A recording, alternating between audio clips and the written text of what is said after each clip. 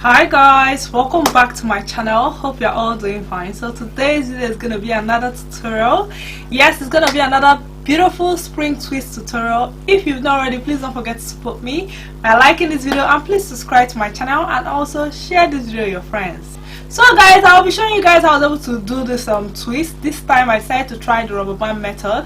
I actually tried different methods anyway, but I mainly used the rubber band method, especially on the front part of the hair, and I really love the way it turned out. I really love spring twists. If you know me and if you're familiar with my channel, you know that I always like making spring twists. This time I decided to use this longer length. So the twist came in 6 packs, but I ended up using about 5 packs to achieve this style.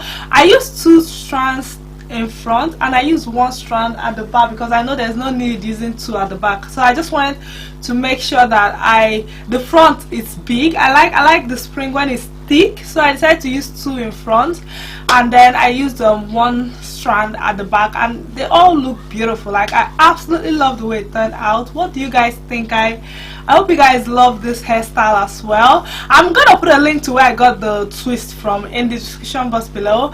That's all it's gonna be for now. I hope you guys enjoy, and I hope you learn something from this video. If you do, please don't forget to support me by sharing this video and also liking and subscribing if you're new. Now let's just get into the tutorial. Hi guys, so the hair came in this pack.